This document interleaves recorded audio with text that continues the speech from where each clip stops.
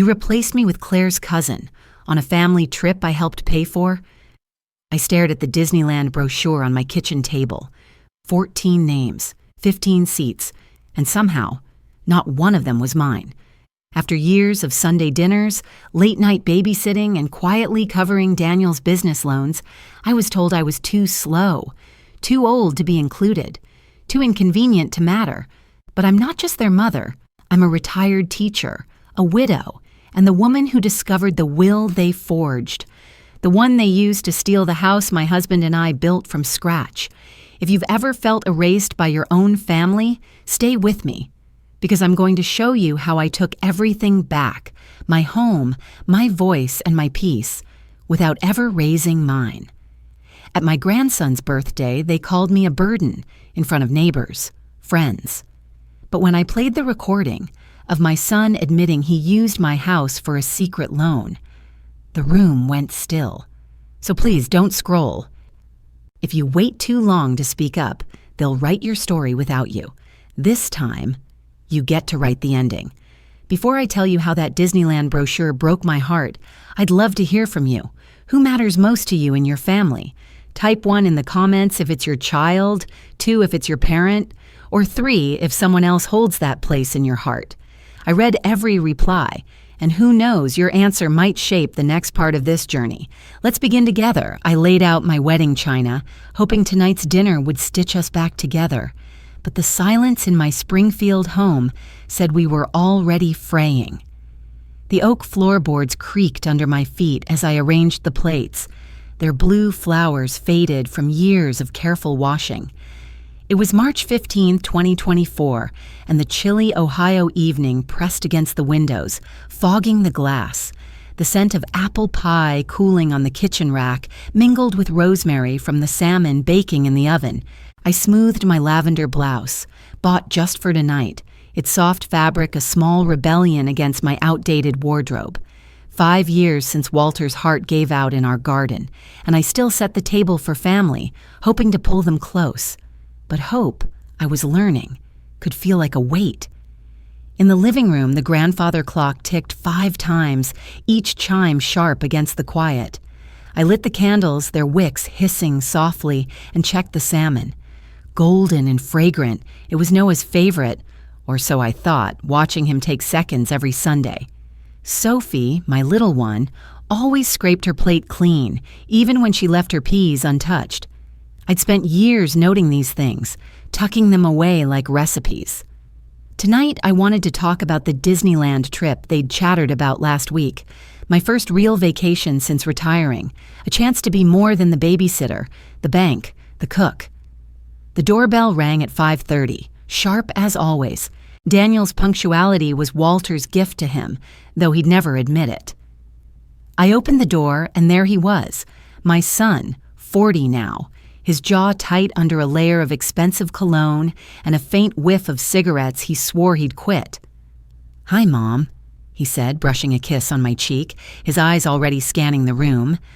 Behind him, Claire stepped in, her navy pantsuit crisp, like she'd come from a boardroom instead of a Sunday drive. Her smile was cold, practiced, an accountant's precision in every gesture. She handed me a bottle of cheap Merlot, the label peeling at the edge. "For dinner, Eleanor," she said, her voice clipped. "Grandma!" Sophie, my 8-year-old granddaughter, darted past, her sneakers squeaking as she aimed for the TV. She didn't look at me, but I caught a glimpse of her dark curls, so like Walter's when he was young. Noah, 12, slouched in behind her, eyes glued to his phone, dark hair falling over his forehead. He nodded without looking up, tossing his head to flick the strands away. "Come in, everything's ready," I said, forcing a smile, my voice brighter than I felt. The dining room smelled of rosemary and wax, but the warmth I'd hoped for felt distant. I carried the salmon to the table, the platter heavy in my hands. "How's your week been?" I asked, setting it down. Daniel took his usual seat, the one by the window, and shrugged. "Fine," he grunted, slicing into the fish. Claire unfolded her napkin, her movements sharp. "The usual," she said, her tone suggesting I wouldn't understand her accounting world. Noah scrolled through his phone, earbuds dangling while Sophie fidgeted, her eyes flicking to the TV screen's glow in the next room. I tried again, serving Noah a generous slice. "I made your favorite salmon, Noah." He glanced up, his face sour. "I don't like salmon, Grandma." Claire cut in, her voice sharp as a knife. "He's on a sports diet now, Eleanor. You wouldn't get it." My hand froze on the serving spoon, the metal cool against my palm. I'd watched Noah take seconds for years, his plate clean before dessert. Had I been wrong? Sophie's eyes met mine, soft and quick, a flicker of something, pity maybe, before she looked down. The pie sat untouched, its crust golden but ignored. The meal passed in clinks of cutlery and one-word answers.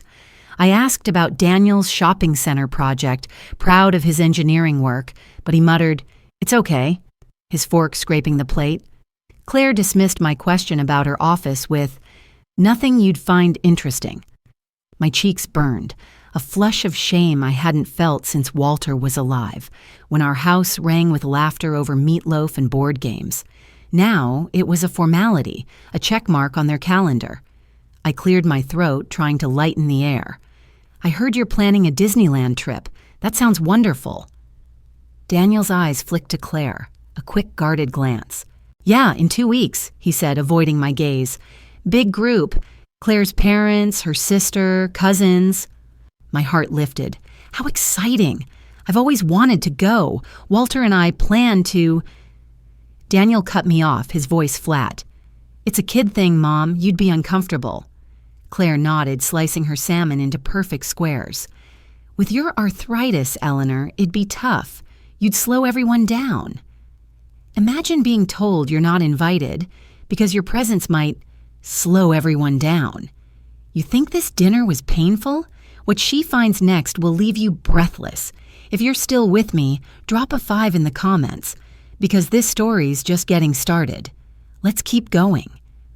The words landed like a slap, quiet but sharp. Sophie's fork paused, her eyes darting to me, then back to her plate. Noah scrolled faster, oblivious. I swallowed, my throat tight. "I could sit in a cafe when I'm tired," I said softly. Claire's smile was thin. "Let's be realistic. The kids need to run free." My fingers tightened around my napkin, the fabric crumpling. I'd given them my savings, my time, my home, babysitting Noah and Sophie, covering Daniel's bills when his business wobbled, and now I was too slow, too old. Family isn't just blood, I thought, setting down my fork. It's who shows up for you. Walter used to say that, his voice warm over coffee in this very room. I'd spent 5 years trying to be what they needed, quiet, helpful, invisible. But invisibility wasn't love. It was erasure. The meal ended quickly. Daniel checked his watch. "We've got to go, Mom. Busy week." Claire echoed, "Thanks, Eleanor." Noah mumbled, "Bye," still scrolling. Sophie hesitated, then whispered, "Bye, Grandma." Her voice small but real. I walked them to the door, my lavender blouse suddenly heavy. "See you next Sunday?" I asked. Daniel shrugged. "Maybe. Lots to do before the trip." The door clicked shut, leaving the house too quiet, the grandfather clock ticking like a heartbeat I couldn't feel. I cleared the table, the plates clinking in the sink. As I reached for Claire's bag to set it aside, a glossy brochure slipped out, its bright colors mocking the dim room. "Disneyland Family Adventure," it read, listing names. Daniel, Claire, Noah, Sophie, Claire's parents, her sister, cousins. 14 names for a 15-passenger van. My name wasn't there. Vanessa, Claire's cousin, filled the last spot. My chest tightened, not with anger, but with a hollow ache. Did I raise them to forget me, or did I teach them to? I sank into a chair, the brochure in my lap. The candles had burned low, their wax pooling like tears. I opened a family album to tuck the brochure away, and a folded letter slipped out, yellowed and worn. Walter's handwriting, steady as ever, read, "Protect our dreams, Ellie." My fingers trembled. What dreams had I let go? The ocean house we'd planned, the life we'd promised each other? I held the letter, its weight heavier than the china, and knew something had to change. A Disneyland brochure lay open on my table, my name missing from the list. I wasn't invited, but I wasn't done yet. That brochure cut deeper than Claire's words. My family planned a trip without me. The dining room was dim, stacked dishes casting shadows on the oak table. The faint scent of cold salmon clung to the air, mixing with the wax of burned-out candles. Outside, the March night was still. No wind, just a heavy quiet that pressed against the windows of my Springfield home. I sat alone, the glossy Disneyland brochure in my lap, its bright colors, reds, blues, cartoon castles, mocking the grayness in my chest. 14 names listed for a 15-passenger van. Daniel, Claire, Noah, Sophie, Claire's parents, her sister, her brother-in-law, their kids, cousins, and Vanessa. Claire's cousin I'd met once at their wedding, all sharp elbows and sharper laughs. My name, Eleanor Brooks, was nowhere. The extra seat went to Vanessa. I traced the paper's edge with my thumb, the cut of it sharper than I expected. Walter and I had dreamed of a beach vacation years ago, his voice warm over coffee as he sketched a house by the ocean. "We'll go when the kids are grown," he'd said, his hand steady on mine. That dream felt distant now, buried under 5 years of widowhood, of giving, babysitting Sophie and Noah, lending Daniel money when his business faltered, cooking Sunday dinners nobody savored.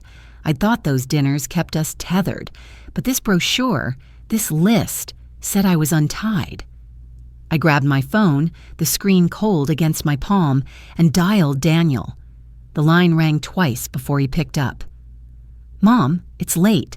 His voice was clipped, like I'd interrupted something important. "Why wasn't I invited?" I asked, my words sharper than I meant. The silence stretched, heavy as the dishes in the sink. "No room, Mom," he sighed, like I was a child asking for too much. "Your arthritis would make it tough. It's a kid thing." Claire's voice cut in, background but clear. "You'd slow us down, Eleanor. Let's be realistic." My throat tightened, a lump I couldn't swallow. Sophie's face flashed in my mind, her eyes flickering with guilt at dinner, those dark curls so like Walter's.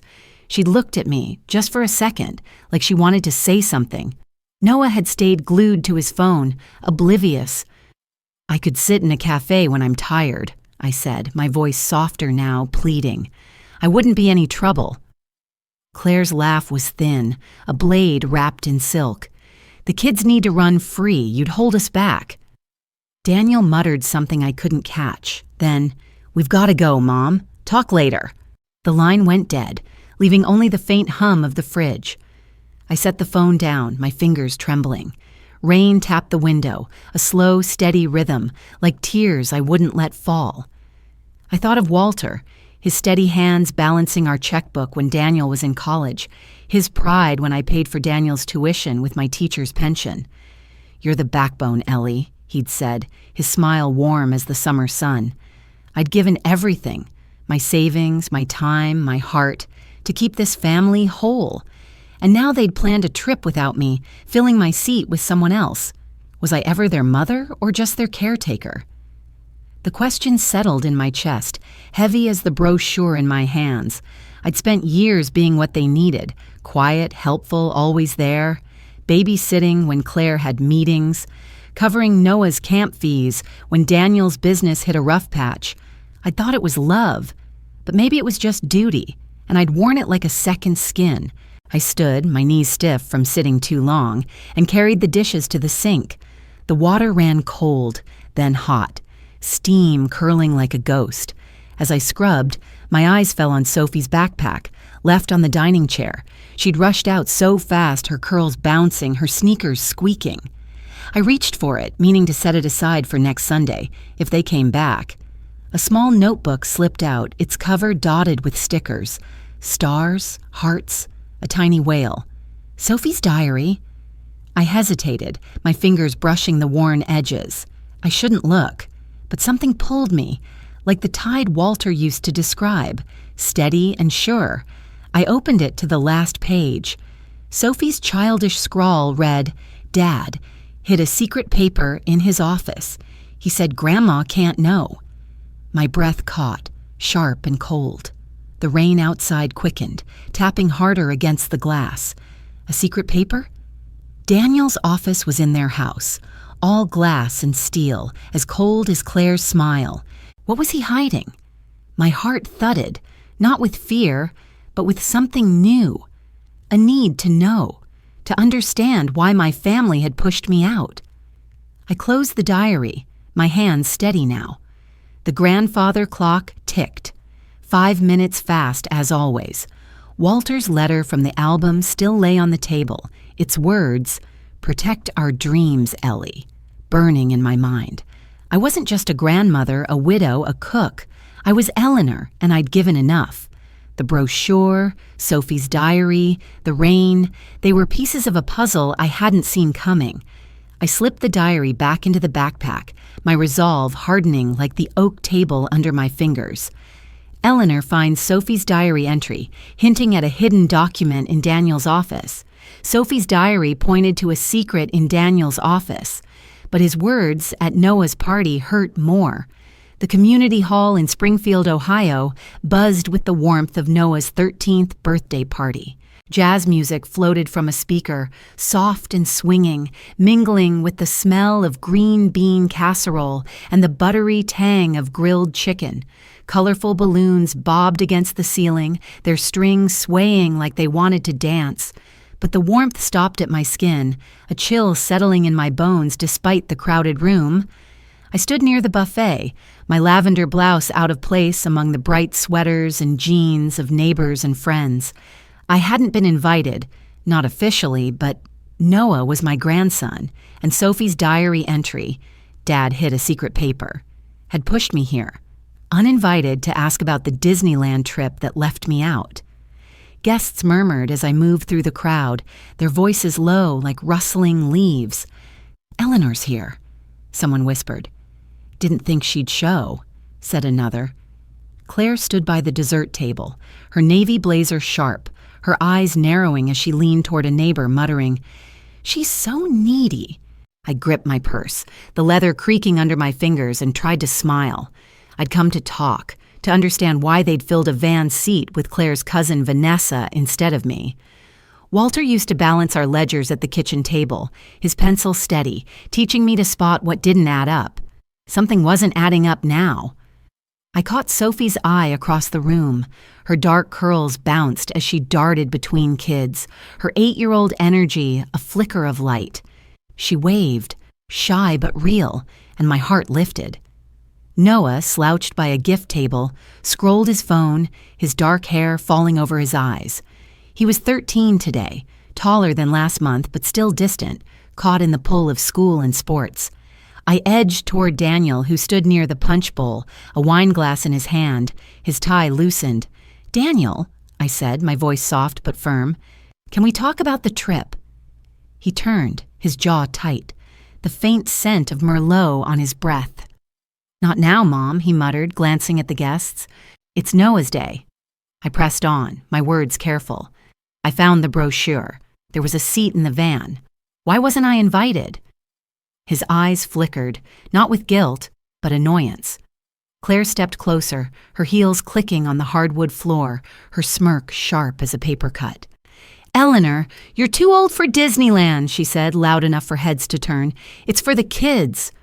Before I could respond, Daniel's voice rose, sharp and slurred.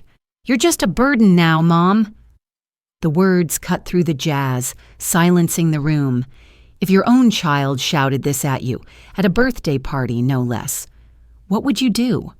Would you freeze, cry, or finally fight back? If you've made it this far, drop a 6 in the comments, because what she does next might surprise you. Hold on, it gets heavier. Guests froze, forks pausing over plates, eyes darting to me. My cheeks burned, not with shame, but with a raw, aching hurt. I'd paid for Daniel's college, babysat Noah and Sophie, cooked dinners they barely ate. A burden? Sophie tugged my sleeve, her small hand warm. "I wanted you to come, Grandma," she whispered, her voice a quiet anchor.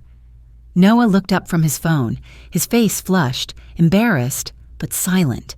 Claire's smirk widened, her eyes glinting like she'd won something. "Let's not make a scene," she said, her tone dripping with false concern. My hands trembled, but I kept them steady, clutching my purse. I'd given them everything. My savings, my time, my heart. And now, in front of neighbors, friends, the people who'd known me since Noah was in diapers, I was a burden. The word echoed, heavy as the casserole dish on the table. Do they see me or just what I've given them? I wondered, my throat tight. Vivian Hart pushed through the crowd, her silver hair catching the light, her eyes sharp with the fire I remembered from our teaching days. She'd been my best friend since we were 20, before her divorce left her estranged from her own kids. "Eleanor," she said, her hand on my arm, her voice low but fierce, "don't let them erase you. Fight back." Her words landed like a spark, igniting something I'd buried since Walter died. I nodded, my jaw tight, feeling the first stirrings of defiance.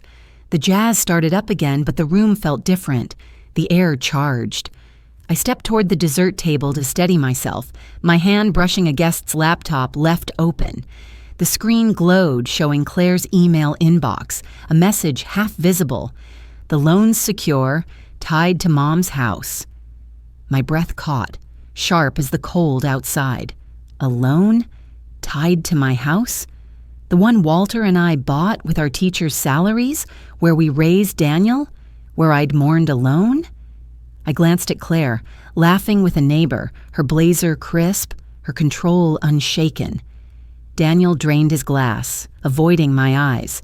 Sophie watched me, her small face worried, like she knew I'd seen something I shouldn't. Vivian squeezed my arm, her voice a whisper. "Whatever they're hiding, you'll find it." I nodded again, the spark in my chest flaring into something hotter. I wasn't just hurt anymore. I was awake. The balloons swayed, the casserole cooled, and the jazz hummed, but I felt the ground shift beneath me. I'd come to Noah's party for answers. I was leaving with a mission. Eleanor overhears Claire's email, hinting at a financial betrayal. Claire's email about a loan froze my heart. What were my family hiding from me? The air in my Springfield home hung heavy, thick with dust and the sharp scent of old cedar from Walter's desk. Half-packed boxes littered the living room, their cardboard edges curling like tired memories. I stood before the desk, its drawers gaping, papers spilling out like secrets too long kept. The March evening pressed against the windows, gray and silent, mirroring the ache in my chest. Claire's words from Noah's party, "You're too old for Disneyland," still stung. But that email, glimpsed on a guest's laptop, cut deeper. The loan's secure, tied to Mom's house. My house. The one Walter and I built with our teachers' salaries, where we raised Daniel, where I grieved alone. I ran my fingers over the desk's worn grain, recalling Walter's voice steady as a summer breeze. "Clarity is wealth, Ellie." What clarity was I missing now? I rifled through the drawers, finding only receipts, old pens, a faded photo of Walter and me on our honeymoon. We stood on a beach, his arm around me, the ocean stretching endless behind us. He'd given up a teaching job to support our family, his dreams folded away for Daniel's future. I'd thought Daniel valued that sacrifice, but now? The Disneyland brochure, Sophie's diary entry about a secret paper, and Claire's email, they were pieces of a puzzle I hadn't wanted to see. My hands trembled, not with hurt, but with something hotter, sharper. Anger. I wasn't just their mother, their grandmother. I was Eleanor, and I deserved answers. The cafe downtown was a warm contrast, its air rich with the scent of farmers' market scones and the hum of a coffee grinder. I sat across from Vivian Hart, my best friend since our teaching days, her silver hair catching the light from a stained glass lamp. Her eyes, sharp despite her 65 years, studied me as she stirred her tea, the spoon clinking softly. "You look like you've seen a ghost," she said, her voice gentle but firm. I set my mug down, the ceramic warm against my palms, and told her everything.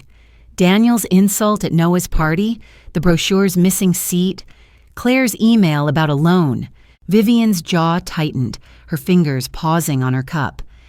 "I walked away from a toxic marriage," she said, her voice low, like she was pulling the words from a locked box. "My kids stopped calling after the divorce, thought I'd failed them. But I learned, Eleanor, you're not their doormat. You're a person." Her story hit me like a wave. Vivian had rebuilt her life in Sunset Bay, a coastal town 3 hours away, after her kids cut her out. She'd found herself in ocean air and new friends, something I hadn't dared imagine since Walter died.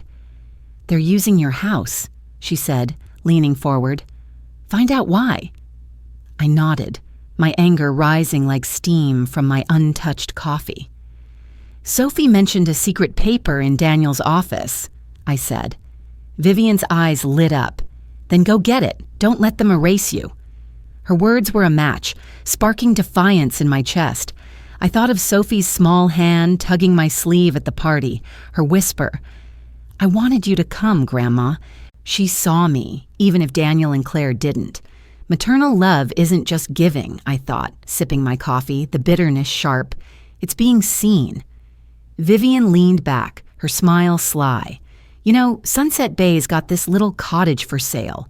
Ocean view, cozy. You and Walter always talked about the sea." I blinked, the idea catching me off guard. Sunset Bay, bright houses, salt air, a life beyond this cluttered house and its ghosts. "A fresh start," Vivian said, her voice warm as the scone crumbs on her plate. "You deserve it." My heart thudded, not with fear, but with possibility. Did I teach them to lie, or did they learn it on their own? The question burned, urging me to act. I walked home. The Springfield streets quiet, streetlights casting soft pools of light. My phone buzzed as I unlocked the door, and I froze. Sophie's name glowed on the screen. I answered, her voice small but clear. "Grandma, I'm at the park nearby. Can I see you?" Minutes later, she stood at my door, her dark curls damp from the evening mist. She clutched her backpack, her eyes wide. "I took this," she whispered, slipping a small brass key into my hand. "It's for Dad's office. He hid something there." Her fingers trembled, but her gaze was steady, like she was choosing me. I hugged her, the key cold against my palm. "Thank you, Sophie," I said, my voice thick. She nodded and darted back to the park, where Claire's car waited. I stood in the doorway, the cedar scent of the house mixing with the damp air outside. Daniel's office, glass and steel as cold as Claire's smile, held a secret. The key felt heavy, a promise of truth I couldn't ignore. My anger wasn't loud, but it was steady, like the ocean Walter always loved. I wasn't just hurt anymore. I was ready.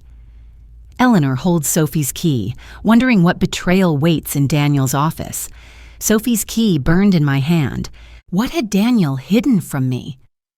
The evening air in Springfield, Ohio, was thick with the promise of rain. But inside Daniel's modern home, it was sterile, cold, scented faintly with Claire's lavender air freshener. Glass tables gleamed under recessed lights, reflecting the sharp edges of a life I barely recognized. The ticking of a sleek wall clock sliced through the silence, each second amplifying the tension in my chest.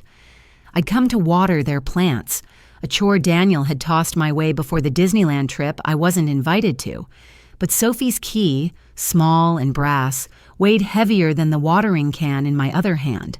Her whisper, "Dad hid something in his office, Grandma," echoed, a child's trust igniting my resolve.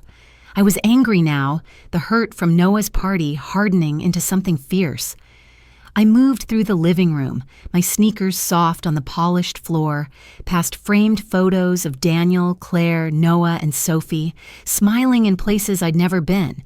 Sophie had slipped me the key last night, her eyes wide with guilt, as if she carried her parents' secrets on her small shoulders. I paused at the office door, its frosted glass glinting like Claire's smirk. My heart thudded, not with fear, but with defiance. I thought of Walter in hospice, his hand trembling as he signed papers, his voice weak but clear. "Take care of them, Ellie." I'd taken care of them, funding Daniel's college, babysitting Noah and Sophie, lending money when Daniel's business wobbled. Had they taken care of me? I slid the key into the lock, the click sharp in the quiet house. The office was Daniel's domain, all steel and glass, a computer humming softly on a desk. I opened the top drawer, my fingers brushing pens, paper clips, a stray golf tee. Nothing. The second drawer held files, taxes, contracts, receipts. My breath caught as I pulled out a thick document, its cover stamped with a notary's seal. Last Will and Testament of Walter Brooks, it read, dated 3 days after his death. My stomach twisted. Walter had died on a Tuesday, his hand too weak to hold a cup, let alone a pen. The signature was clean, bold, nothing like his shaky scrawl in those final days. I sank into the desk chair, the leather creaking, and read. The will left everything, our house, savings, investments, to Daniel with a small trust for Noah and Sophie.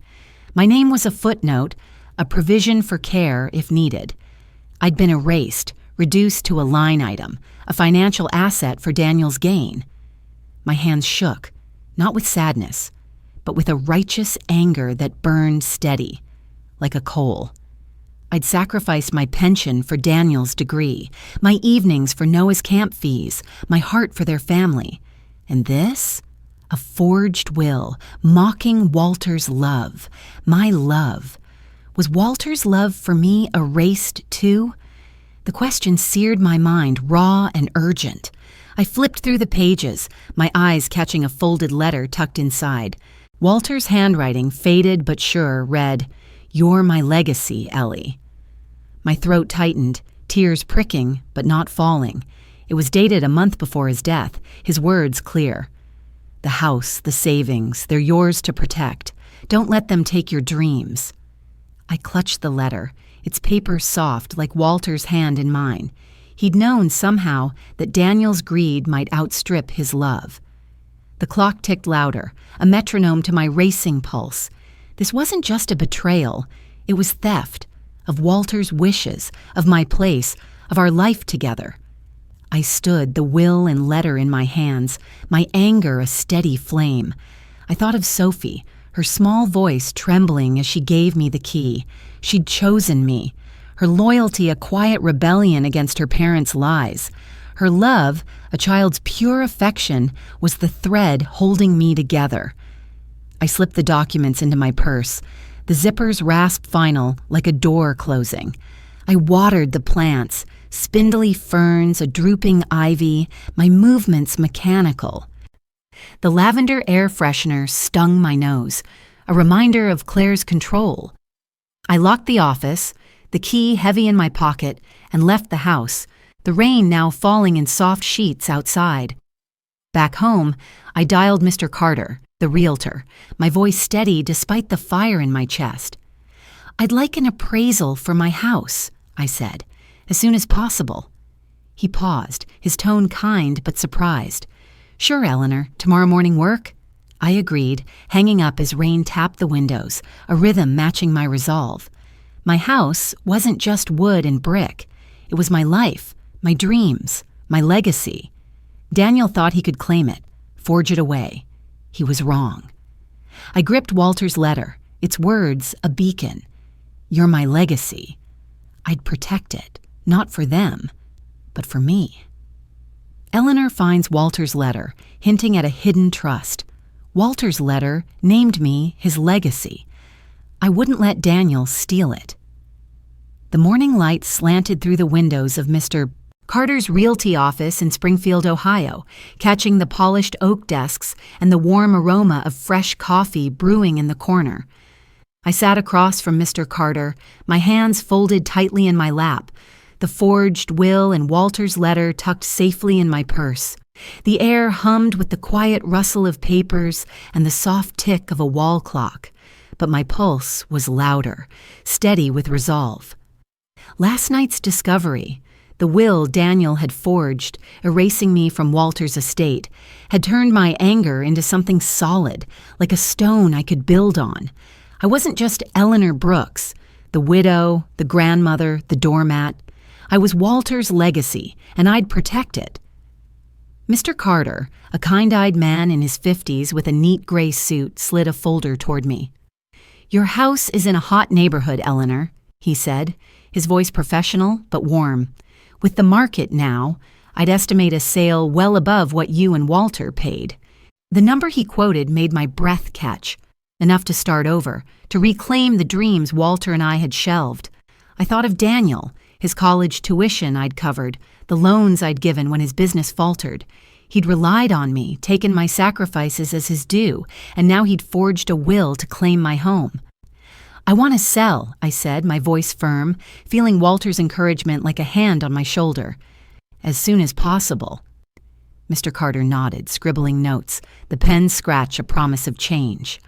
I left the office, the March air cool against my cheeks, and drove to meet Vivian Hart in Sunset Bay, Oregon, 3 hours away. The coastal town unfolded like a postcard, colorful homes perched on cliffs, ocean breezes carrying the scent of grilled fish from a nearby cafe. Vivian waited outside a small diner, her silver hair glinting in the sun, her smile wide. "Ready for a new view?" she asked, her voice bright but knowing. She'd reinvented herself here after her divorce, when her kids cut her out, and her courage was a beacon for me now. We walked to a cozy oceanfront cottage for sale, its white clapboard walls glowing under a blue sky. The porch overlooked the Pacific, waves crashing soft and steady, like Walter's laughter in my dreams last night, standing by this very ocean.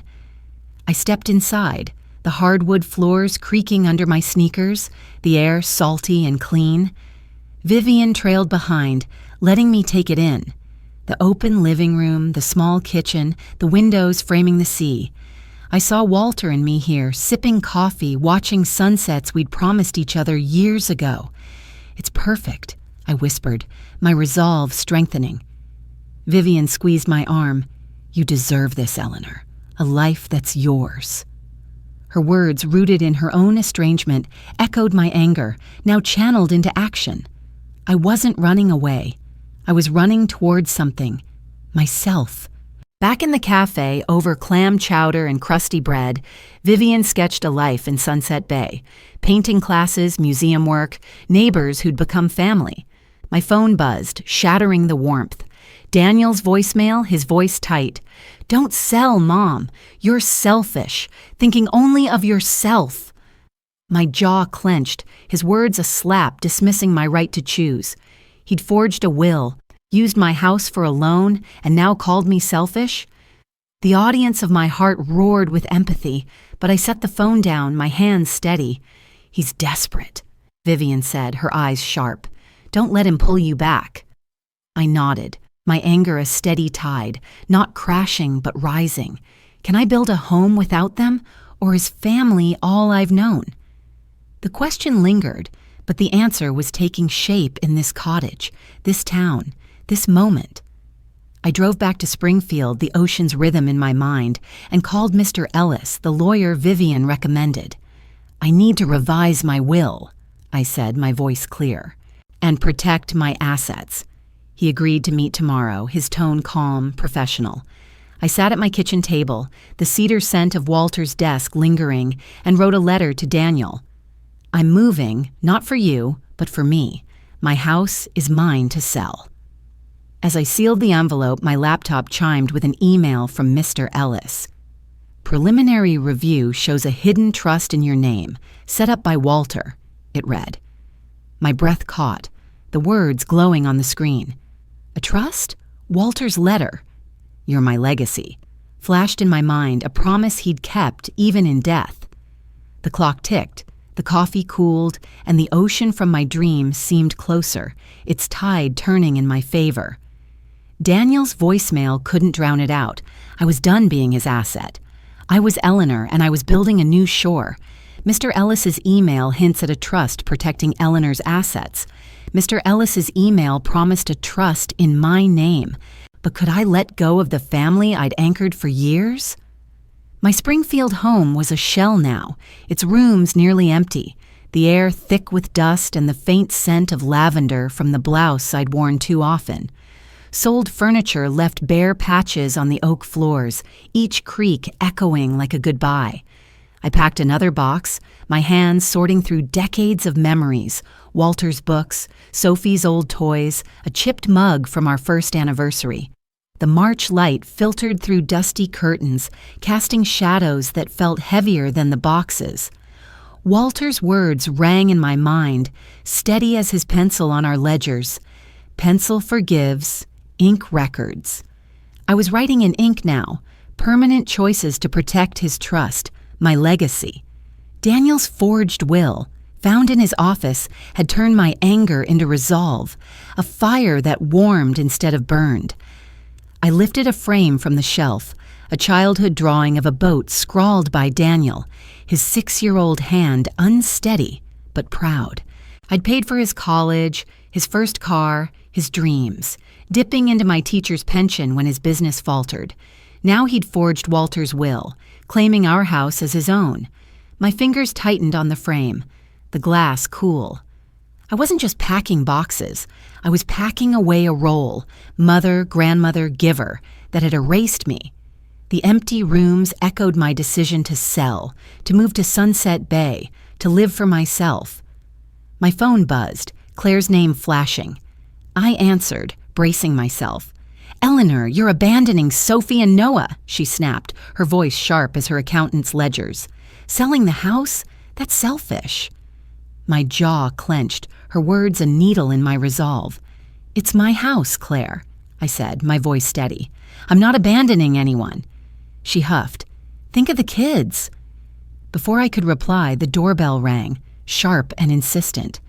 Sophie stood on the porch, her dark curls damp from the drizzle, her backpack slung low.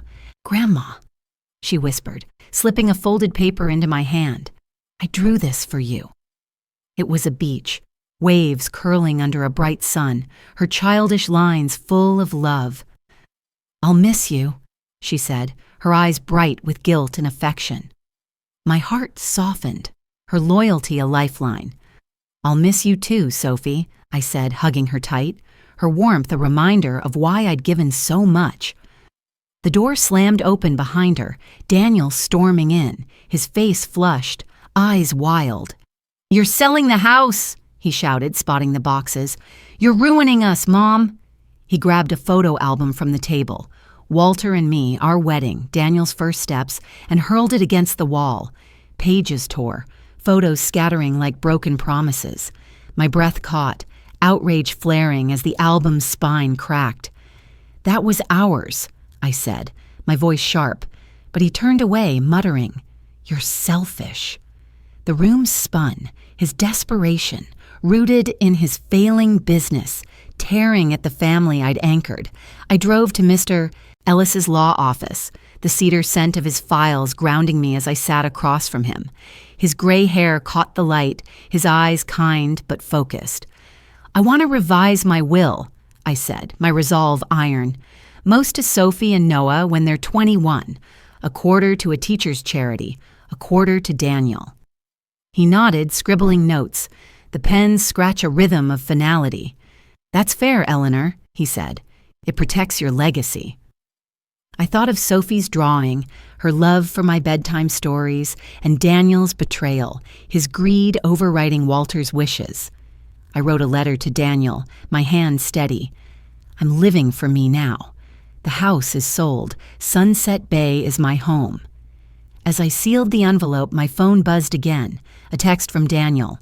"Meet us at Noah's party. You owe us answers." My stomach twisted, his words a demand, not a request. He thought he could pull me back, make me the anchor again, but I wasn't his to command.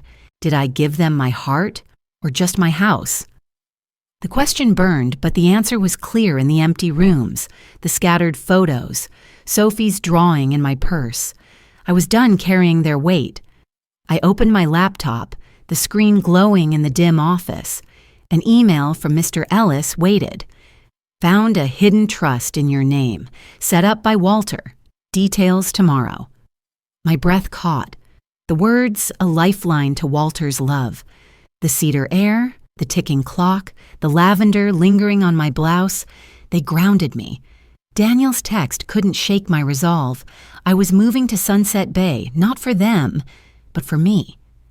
The trust was Walter's last gift, and I'd protect it, ink on paper, permanent as my choice. Mr. Ellis's email hints at a trust protecting Eleanor's assets. Daniel's text demanded answers at Noah's party. I brought the truth instead. The Springfield Community Hall pulsed with life, its high ceiling strung with colorful balloons that bobbed like hopeful hearts. Jazz music swung soft and low, weaving through the chatter of neighbors and the sizzle of grilled chicken on platters. The air was thick with the scent of melting candles, their wax dripping onto paper tablecloths. But tension coiled beneath the festive hum, sharp as the March breeze outside. I stood by the entrance, clutching a folder with the forged will, my lavender blouse damp under my arms. I hadn't been invited to Noah's 13th birthday party, not after selling my house, but I came anyway, driven by Walter's letter. "You're my legacy, Ellie." And Sophie's key, Daniel's betrayal, etched in that false signature from his hospice days, fueled my resolve. I wasn't here to beg. I was here to speak. Guests glanced my way, their whispers slicing through the jazz. "Eleanor's selling her house," one said. "Left the kids out," another muttered. Claire stood by the punch bowl, her navy blazer crisp, her eyes glinting as she leaned toward a neighbor, muttering, "She's so selfish." My fingers tightened on the folder, its edges biting my palm. I was 67, a retired teacher, a widow, but not invisible. Not anymore. Daniel, 40 and fraying, hovered near the gift table, a wine glass in his hand, his tie askew. Sophie darted through the crowd, her dark curls bouncing, her 8-year-old energy a flicker of light. Noah, 13 today, slouched by his friends, scrolling his phone, his face tight with the awkwardness of family drama. Vivian Hart pushed through the crowd, her silver hair catching the candlelight, her eyes fierce. At 65, she'd rebuilt her life in Sunset Bay after her kids cut her out post-divorce, and her strength was my anchor now. "Speak now, Eleanor," she whispered, her hand on my arm. "They can't silence you." Her words, born from her own estrangement, lit a fire in my chest. I nodded, my resolve peaking, undeterred by the whispers or Claire's glare. Sophie slipped beside me, her small hand brushing mine. "Grandma," she murmured, pressing her phone into my palm. "I taped Dad talking about the will." My breath caught.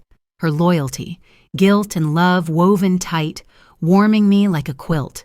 I hugged her, quick and fierce, her curls soft against my cheek. The jazz dipped, and Daniel's voice cut through, slurred and sharp. "What are you doing here, Mom?" He stepped closer, wine sloshing in his glass, his face flushed with desperation.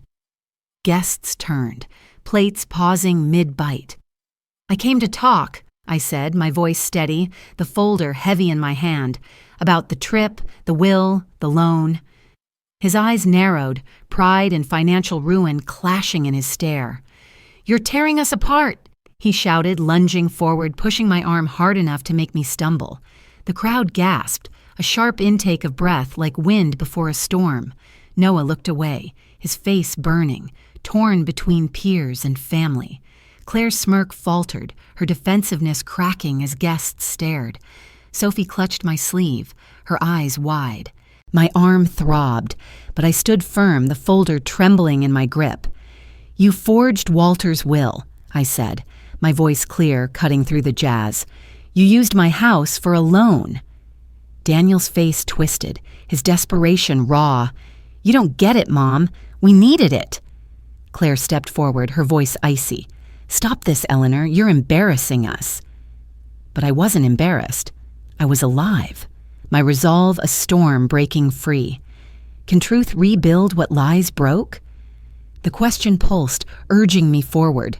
I opened the folder, the forged will stark under the hall's lights, but Sophie's phone felt heavier, its recording a weapon I hadn't planned to use. I held the phone up, my thumb hovering over the play button. The jazz faded, the candles flickered, and the crowd leaned in, their whispers stilled. Noah's eyes met mine, conflicted, softening. Vivian nodded, her pride a steady light. Sophie's hand squeezed mine, her love a tether. Daniel's push, his shout, "You're tearing us apart," was meant to silence me, but it only made me louder. I pressed play, and Daniel's voice filled the hall, cold and calculated. "The will's done. Mom's house secures the loan. She'll never know." Claire's gasp was sharp, her face paling as guests turned to her, their eyes wide with shock. The recording ended, the silence deafening. I stood tall, the folder open, the truth laid bare. The storm had broken, and I was its center, not its victim. Eleanor plays Sophie's recording, revealing Daniel's betrayal to the stunned crowd. The recording silenced the party. My family's lies were bare for all to hear. The Springfield Community Hall fell quiet, the jazz music fading to a hum, the colorful balloons still against the ceiling. A smoky bonfire crackled outside, its flickering shadows dancing through the windows, mixing with the lingering scent of grilled chicken and melted wax. The air was thick, not with celebration, but with the weight of truth exposed. I stood at the center of Noah's 13th birthday party, Sophie's phone still warm in my hand, its recording echoing in the hushed room. Daniel's voice, cold and calculated, plotting alone against my house, forging Walter's will. Guests stared, their plates forgotten, eyes wide with shock. I clutched the folder with the forged document, my lavender blouse clinging to my skin, my resolve now aflame. Walter's words, "Clarity is wealth," rang in my mind, tying me to this moment, this stand. Daniel's face was ashen, his wineglass trembling in his hand. "It's a lie," Claire snapped, her navy blazer sharp but her voice cracking, her accountant's poise crumbling under the crowd's gaze. "It was for the family," Daniel stammered, his desperation raw, his pride battling the shame etched in his tight jaw. I opened the folder, the forged will stark under the hall's lights, its clean signature a mockery of Walter's trembling hand in hospice. "This isn't Walter's will," I said, my voice clear, cutting through the murmurs. "You altered it, Daniel.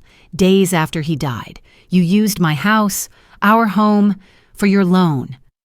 Gasps rippled through the room, forks clinking as guests set them down. Claire lunged forward, her heels clicking. "You're making a scene, Eleanor," she hissed, her anger a shield for her humiliated image. But I wasn't swayed. Sophie, 8 and small beside me, squeezed my hand, her dark curls brushing my arm, her loyalty a quiet strength. Noah, 13, stood by his friends, his phone forgotten, his face conflicted, torn between peer pressure and the truth. Vivian Hart, my best friend at 65, leaned against a table, her silver hair glinting, her eyes proud. Her own estrangement from her children fueled her support, a mirror to my fight. Daniel's voice rose, defensive and raw. "You never cared about us, Mom," he shouted, the words slicing through the crowd, intensifying the injustice. My chest tightened, outrage flaring for the audience in my heart. Never cared? I'd paid for his college, babysat Sophie and Noah, given loans when his business sank. I'd cooked dinners they ignored, stayed silent when they excluded me from Disneyland. "I cared too much," Vivian countered, her voice sharp, cutting through Daniel's lie. "You took her for granted." Heads nodded, guests murmuring, their eyes shifting from Daniel to me. I held up the will, its pages trembling in my hand. "This house was ours, Walter's and mine," I said, my voice steady. "You forged his wishes, Daniel. You erased me." Noah's eyes met mine, softening, his voice barely a whisper. "I'm sorry, Grandma," he said, his apology a quiet twist, hinting at a change I hadn't expected. My throat tightened, but I stood taller, liberated by the truth. Sophie's hand was warm in mine, her guilt and love a tether to maternal resilience. Did I lose them? Or find myself? The question burned, but the answer glowed in this moment, my voice finally heard. The crowd parted as I moved toward the bonfire outside, the folder heavy in my arms. The night was cool, the fire's smoke curling like a ghost, its heat sharp against my skin. I opened the album from my purse, the one Daniel had torn, its photos, Walter and me, Daniel's first steps, Sophie's baby smiles, fluttering loose.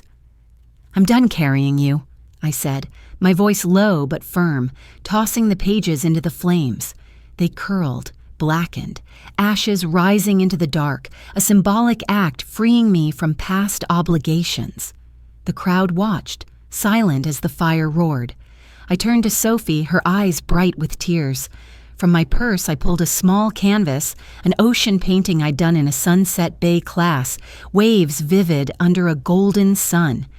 "This is for us," I whispered, handing it to her. "Our new legacy." She hugged it close, her curls soft against my cheek, her loyalty a promise. The bonfire crackled, the jazz hummed faintly inside, and I felt light, unburdened, my resolve giving way to early liberation. Vivian's hand rested on my shoulder, her pride a steady light. Noah lingered nearby, his apology still ringing, a seed of growth. Daniel stormed out, his footsteps heavy on the gravel, Claire trailing, her face a mask of humiliated anger. The guests murmured, some shaking their heads, others offering soft smiles. Sophie tugged my sleeve, her voice small but clear. "I'll visit you, Grandma, I promise," she whispered, her words a lifeline to a new family. The fire's smoke stung my eyes, but I didn't blink. I'd exposed their lies, burned their hold on me, and gifted Sophie a future. The storm had passed, and I was standing. Daniel storms out. Sophie whispers, "I'll visit you, Grandma. I promise." Sophie's promise to visit sparked hope, but could I trust family after Daniel's betrayal? The ocean breeze swept through my Sunset Bay cottage, carrying salt and the faint scent of lavender from the garden I'd planted outside. The light walls glowed under the spring sun, the crashing waves a steady heartbeat beyond the open windows. I unpacked a box of books, my fingers brushing Walter's old poetry collection, its pages soft from years of reading. At 67, I was no longer just Eleanor Brooks, the widow, the grandmother, the erased. I was liberated, building a life in this Oregon coastal town, my resolve now a quiet strength. I thought of Walter, planting lavender with me in our Springfield yard, his hands gentle, his voice warm. "It's for new beginnings, Ellie." Those beginnings bloomed here, in this cottage, in me. Vivian Hart sat on the porch, her silver hair dancing in the wind, her coffee mug steaming. At 65, she'd found her own freedom in Sunset Bay after her children cut her off post-divorce, and her empathy fueled her support now. "You're home, Eleanor," she said, her smile wide, her eyes proud. I nodded, setting a canvas on an easel, my first painting from the local class, a clumsy ocean, but mine. I joined the museum too, guiding tours, my voice growing surer with each story of coastal history. The breeze carried hope, salt, and the chatter of neighbors grilling fish nearby, a far cry from Springfield's heavy silence. A car door slammed outside, jarring the quiet.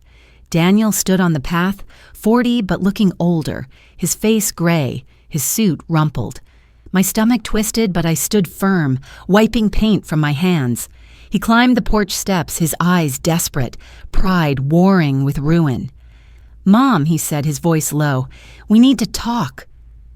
Vivian raised an eyebrow but stayed silent, her presence a steady anchor. I led him inside, the hardwood floors creaking, the lavender scent mingling with the sea. "What do you want, Daniel?" I asked, my tone even, my heart guarded after his forged will, his push at Noah's party, his lies. "We're family, Mom," he pleaded, his hands spread wide. "Help with the loan. You owe us." The words stung, dismissing my sacrifices. College tuition, babysitting, endless dinners. My chest tightened, the audience in my heart aching for my stand. "You owe me nothing," I said, my voice steady as the waves. Family chooses each other. I choose me. I gestured to the cottage, my new life. Sophie and Noah are welcome here, but not your debts. His face fell, desperation cracking his pride. I thought of Sophie, her loyalty at the party, her whispered promise to visit, driven by love and guilt.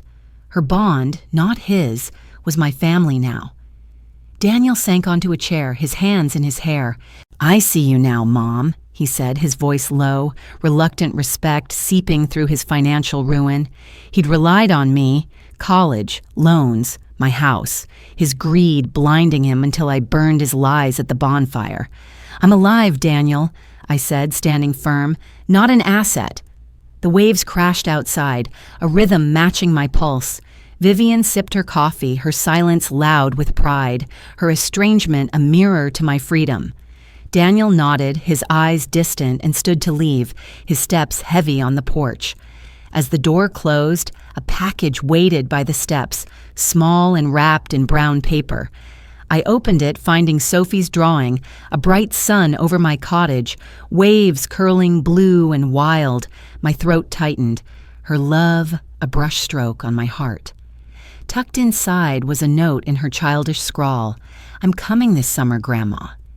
I smiled, tears pricking but not falling. Is family who you're born to, or who you choose?